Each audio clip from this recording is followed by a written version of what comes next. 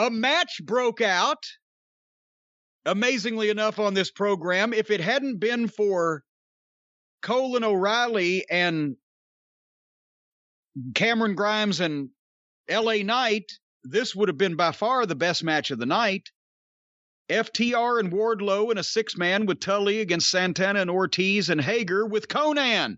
And this made sense this time. Tully and Konnan in opposite corners after what happened last week. At least it makes more sense than what happened last week. Except that Konnan's just fine and didn't even have a neck brace on after the spike pile driver. You could tell FTR took some time and effort on this one, because this was obviously their layout, because it all made sense and everybody shone, and Wardlow and Hagar were limited to the big spots where they could make an impact and not expose themselves. It worked all the way through. Dax and Santana with a nice hot open back and forth, nice wrestling. That Buzz Sawyer power slam that Cash is doing is phenomenal. He's strong as a bull. He is getting more and more impressive. I mean, he's always been good, but the more I watch him, the more I'm starting to realize he's one of the most impressive guys in the business. He's shining. Whenever you get a chance to see him, is this the first time they've been in the ring besides Blood and Guts since what, February on TV? They have not had many matches, which is...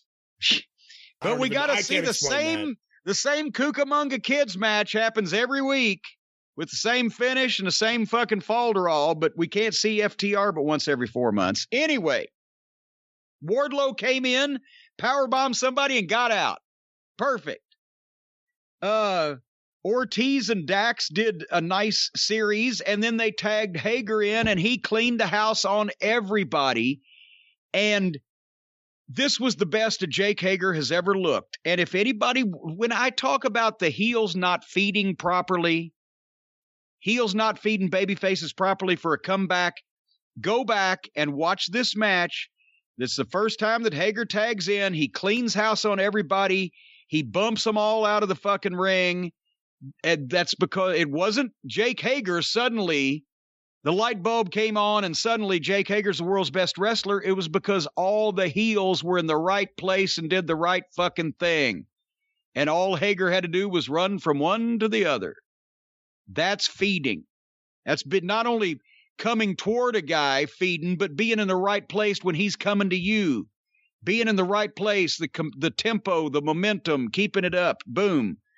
And they went to this was a good break spot because Hager looked like a fucking monster running wild, like he's supposed to. Get the fucking guy in, feed for him, get him out. Either guy on Wardlow or Hager.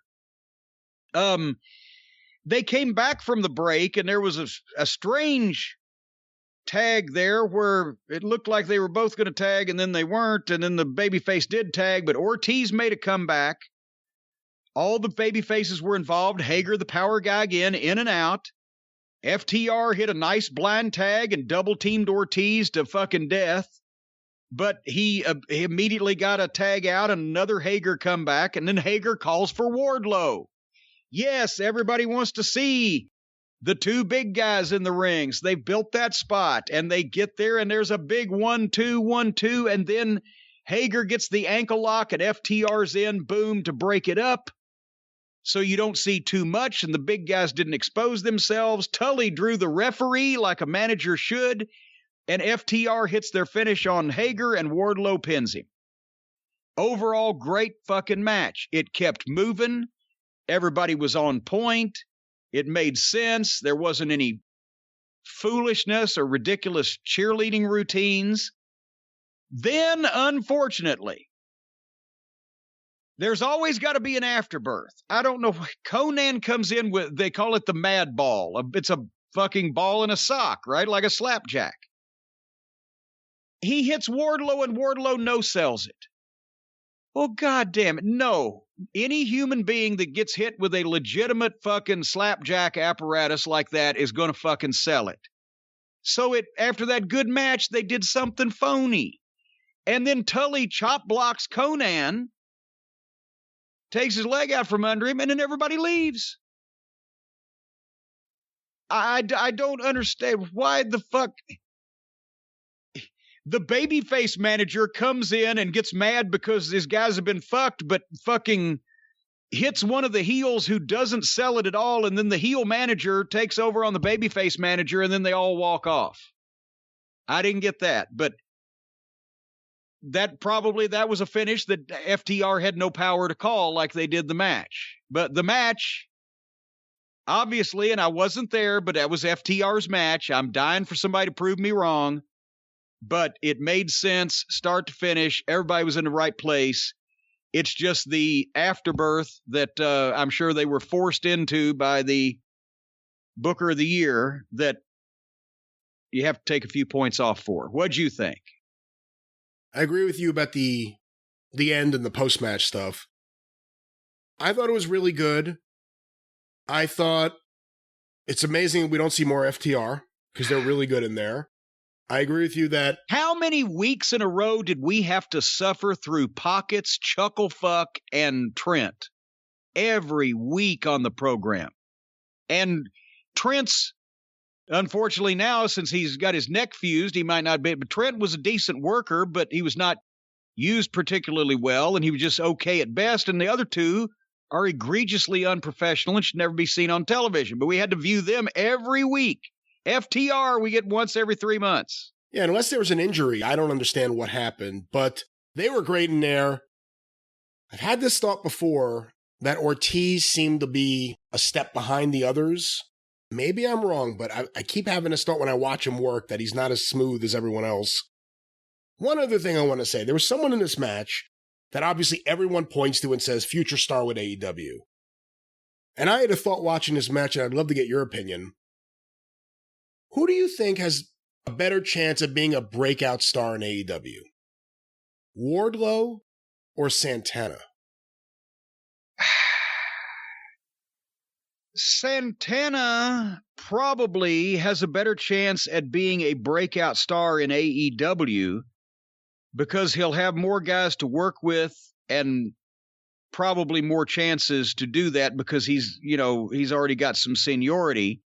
Wardlow will be a major star when he goes to the WWE because unless he stays there long enough where he learns too many bad habits and he can't get used to working with the big boys, he's too used to working with flying children.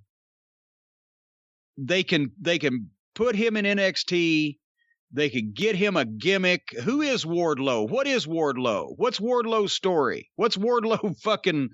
What pisses Wardlow off? We don't know a goddamn thing about this guy. They would give him, hopefully, a gimmick, some type of something to hang your hat on, and he could be in the ring with guys that, even if they're not allowed all the times to do wrestling, better wrestling minds.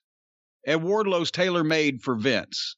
He's big, but he can move. He looks like a fucking star. He's got a body, but he can obviously do this. He's already farther ahead than Hagar, and Hagar's been wrestling 10 fucking years. But, I mean, just to be standing around and being, ooh, he's the big guy on that team, that's what he's doing in AEW. So I think you're right. Santana has a better chance here, but Wardlow would be a bigger star in the major company. I'm more and more impressed by Santana every time I see him. I think he's really good in the ring. I think he has a good look. He's been great on the mic, and I may even put him in front of Santana Sammy. Either. I wasn't knocking Santana either. It's just that it's easier for a guy like that to fit in this group instead of Wardlow all on his own over there. I may take Santana over Sammy long term. I don't know. Well, Sammy as a babyface has lost most of his appeal to me because most of his appeal was the slappable face and the smartass that you wanted to see get the shit kicked out of him. Now he's a babyface. Now he's a smartass babyface. It's not very big.